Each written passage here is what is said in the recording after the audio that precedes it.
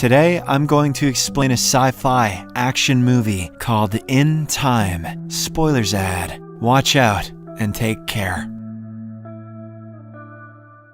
The movie opens in the year 2169, where people are genetically engineered to stop aging on their 25th birthdays. After that, everyone is given one free year to live, and a timer on their forearm keeps track of their remaining lifespan. When it reaches 0, the person times out and instantly dies. Time has also replaced money and is used in transactions directly between people or stored in capsules. Furthermore, the United States is divided into time zones, Dayton being the poorest, while New Greenwich is the richest, where people are effectively immortal. Currently, a young factory worker named Will Salas lives a difficult life with his mother Rachel in a tiny apartment in Dayton. Will and his best friend Borel, what are these names, work at a local factory and are paid by the day, but the administration regularly comes up with an excuse to deduct their pay for some reason or another. One evening, Will goes to a bar to let off some steam after work. If it's anywhere near as expensive as Canada, a pint will cost him 20 years. He notices a rich man named Henry who has been buying free drinks for everyone. Will even overhears a girl say that Henry has a whole century in his timer. Unfortunately, the rich guy's careless show of wealth is noticed by a group of local gangsters called the Minutemen. The gang leader, Fortis, confronts Henry and challenges him to a duel called Time Fight. Everyone else in the bar runs away except for Will, who hides at the back to see what'll happen. Henry, in the meantime, accepts the challenge, but asks for a moment in the bathroom first. One of the gang members then accompanies him to the washroom. Will takes this chance to knock the gangster out and escape with Henry through the back door. They then rush inside a nearby factory and lock the door. Following this, Will questions what a rich guy is doing in a place like Dayton. Henry replies that he left New Greenwich because he's 105 years old and is tired of living. He explains that the rich keep on raising taxes and hoard time, which eventually increases the cost of living in the ghetto. After having a lengthy conversation about their lives, the two men eventually fall asleep. Early the next morning, Henry awakens first and does something shocking. He passes all of his time to Will and only keeps 5 minutes to himself. When Will wakes up sometime later, he is shocked to discover that the number on his timer has gone up significantly. He then looks out of a window and sees Henry sitting on a bridge all by himself. Will realizes what's going on, says, "It's gonna be me." But before he can take action, Henry times out and his lifeless body drops into the river below. The scene then cuts to the evening, where Will waits for his mother at the bus stop to return from work, but she doesn't turn up, even after several hours. It turns out Rachel, who only has an hour and a half left, can't afford a bus ride because the fares went up all of a sudden. It's a 2-hour walk to return home, meaning Rachel must run if she wants to see her son again. Will also starts running when he realizes what's going on. After a while, the mother and son collide into each other in the middle of the street, but it's too late, and Rachel tragically times out in Will's arms. "Say something," says Will. In the meantime, the police force known as Timekeepers finds Henry's body in the river. The investigating officer, Agent Leon, is sure that this is a murder and orders his men to check the security footage from a nearby CCTV. Because of the angle of the cameras, the police can't see Henry falling down. They do, however, see Will's face in the footage and assume that he's behind the crime. Will didn't know those were cameras. He thought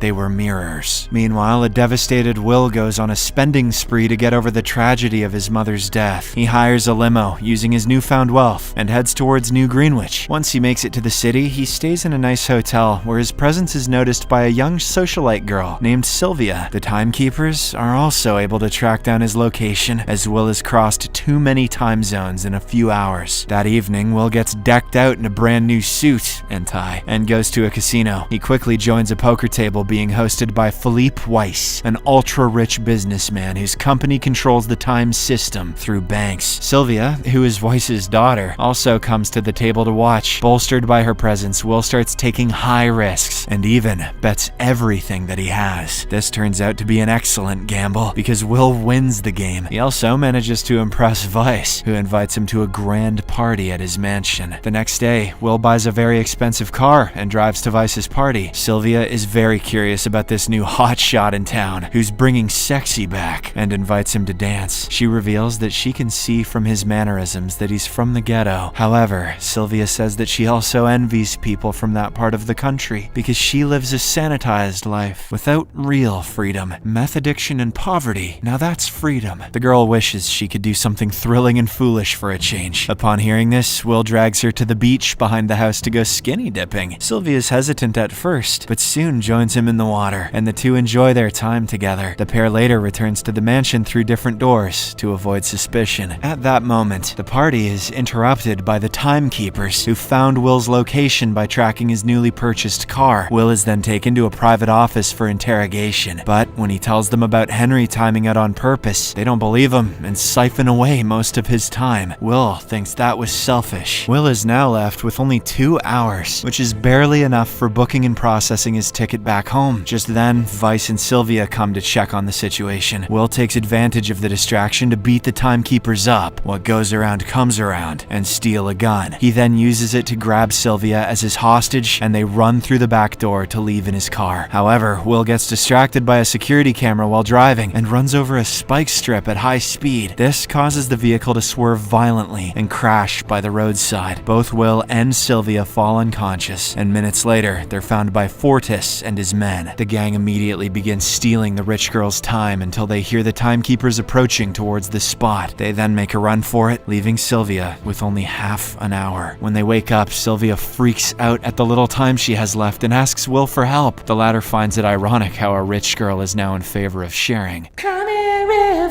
But he helps her anyway. After this, the two head towards Dayton on foot, hoping to get some time in return for Sylvia's expensive earrings. They soon reach a pawn shop and sell off the jewelry, but only get 2 days in exchange. Next, they go to a payphone and Will makes Sylvia call her father. Agent Leon, who had anticipated this, is present at the Vice household and picks up the phone. An unfazed Will demands that he be given 1,000 years in exchange for the girl. However, he wants the ransom to be distributed to the timeline in the ghetto and not for himself. It turns out the timeline is a form of social welfare system where the needy people of the ghetto can get life-saving time. After the call ends, Leon informs Mr. Vice about the situation, but the rich guy looks hesitant. It is obvious that he, despite having a bottomless pit of wealth, doesn't want to give away any time to the poor. All I have to say to the poor is bye-bye. Bye. On the other hand, Will takes Sylvia to his apartment where the duo spends the night together. I will rock your body till the end of time, says Will. The next morning, Will intently watches the timeline building from his window, but even after several hours, no time is added. This makes it clear that the greedy businessman Vice has no intention to pay the ransom. Sylvia is deeply hurt by her father's lack of care, but also begins to see that he became rich by stomping on other people's rights. This changes her mind, and she decides to stay back and work together with Will. However, she wants to have one last conversation back home, so Will gives her the stolen gun to protect herself while he watches from the corner. Just as Sylvia is throwing a barrage of insults to her father on the phone, she notices Agent Leon approaching Will. She thus hurriedly comes out of the booth and shoots the timekeeper in the arm. Will then takes the chance to check Leon's timer, only to learn that he doesn't keep much time to discourage thieves. In an act of generosity, Will gives him some time so that his coworkers can rescue him. The two fugitives then escape in Leon's car, while the timekeeper is soon rescued by his colleagues. Sometime later, Will uses the government car to pretend to be a timekeeper. He spots a rich lady driving towards New Greenwich and forces her to stop by the road. He then proceeds to steal her earrings and most of her time before running away in her car. Once they're far enough from town, they stop the car to watch the news, and they discover that they're now wanted people. Following this, the two decide to go all in and help the poor people by robbing a Dayton time bank owned by the Weiss family. They first jack a truck and crash it right into the bank, where they steal as many time capsules as they can. The poor people also join in the looting, and by the time the timekeepers arrive, there's nothing left. After helping out a few close friends, Will takes the stolen time capsules to the timeline. He then hands them over to the clerk, asking him to distribute it among anyone in need. As the days pass by, Will and Sylvia begin robbing time banks all over the place, and their adventures regularly appear on the news. Can't stop the feeling, says Will. A week later, Leon and his men finally locate Will's apartment and set out to arrest them. However, as the timekeepers approach, Will and Sylvia manage to sneak out through a window. It doesn't take long for Leon to realize that the fugitives are on the run, and and he begins chasing them, but the duo quickly gets into a local bus and Will bribes the driver to speed away. A few hours later, Will and Sylvia check in at a hotel, paying extra to have all the rooms, as well as bribing the receptionist to keep her mouth shut. A client comes in seconds later to book a hotel room. Although he's informed that there are no available rooms currently, he catches a quick glimpse of Will and Sylvia going upstairs. Later, the Minutemen begin threatening people on the streets for info on Will and Sylvia. Fortis even kills an innocent bystander to show how serious he is. This forces the man who was earlier in the hotel to come forward and confess what he saw. At the hotel, Will and Sylvia learn that the reward for their heads is 10 years, which they consider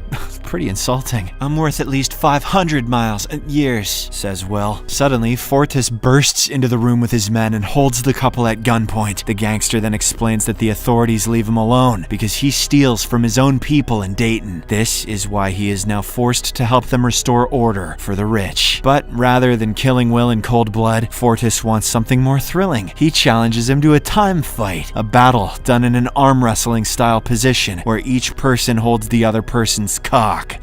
Their hand. It's a contest where one can pull as much time from the other person while not letting their own time get pulled. Will agrees to this challenge and initially allows Fortis to drain most of his time. But when the gangster lowers his guard for a moment, he switches up his intensity, "I want you back," and siphons all of Fortis's time in one sweeping move. By the time the timekeepers arrive at the hotel, Will and Sylvia are already gone and Fortis has timed out. Sometime later, Will notices that the prices of essential commodities and loan rates are being raised faster to make up for the new time on the streets. Their little robberies aren't making a difference. They would now need a whole million years to even make a crack. Fortunately, Sylvia knows where to find such an amount. The next day, Weiss is worried about the situation and goes to work surrounded by more bodyguards than usual. Just then, they detect a threat, but it turns out to be Sylvia announcing that she wants to surrender. Weiss believes his daughter and welcomes her with open arms, but this distraction allows Will to sneak up behind him and take him as a hostage. Then, the duo takes him to his office and makes him open the safe where he keeps a capsule with 1 million years. Weiss points out that flooding the wrong zone with 1 million years could cripple the system, but Will says that's exactly what he wants to happen. "Perfect," he says. After locking the businessman in his own office, the duo escapes, but shortly afterwards, the news of their robbery reaches the timekeepers. Agent Leon goes after them while ordering his men to block the bridge that goes from Greenwich to Dayton, but in his rush, Leon forgets to get his daily pay and is now left with barely an hour in his timer. Meanwhile, Will ignores the hail of bullets coming towards him from the timekeepers and drives through the time zone barrier to the other side, forcing his way into the ghetto. Once he and Sylvia are in Dayton, Will leaves his vehicle and gives the million-year capsule to a little girl who lives on the streets. Leon arrives moments later, and the two fugitives pretend to surrender. A smug Leon thinks he's won, but at that moment, the timeline announces that there's plenty of time for everyone. An eager crowd fills the street, getting in Leon's way and allowing the fugitives to escape. Shortly after, Leon somehow gets into his car and goes after the robbers, but when they cross another barrier, he has to follow them on foot. Eventually, he catches up to them, and Will guesses that the timekeeper used to be from the ghetto too. Leon confirms this and explains that he worked hard to get out, which is how things should be. But when the agent tries to arrest them, Will points out that there's no point because he and Sylvia only have a few minutes left. This makes Leon check his own timer, and he realizes that he doesn't have time either because he didn't collect his pay. Seconds later, his clock times out, and Leon drops dead right there on the road. "You're tearing up my heart," says Will. With less than a minute left in their timers, Will and Sylvia share a passionate kiss. However, he soon realizes that the timekeepers have time in their vehicles, so he rushes to Leon's car to take some for himself. He then runs back to Sylvia and they meet halfway, allowing them to share time before death catches them. Back in Greenwich, Weiss has given up and tells his employees not to do anything because everything is going to be over. Newscasts all over the nation show how people have taken to the streets, the factories lie idle, and people are crossing the zones to make it to the new Greenwich. Authorities swear everything is under control, but everyone knows the system will soon collapse. At the timekeeper's office, the employees decide to go home because there's nothing they can do. Will and Sylvia are never caught, and they start going after bigger banks to keep the old system from coming back.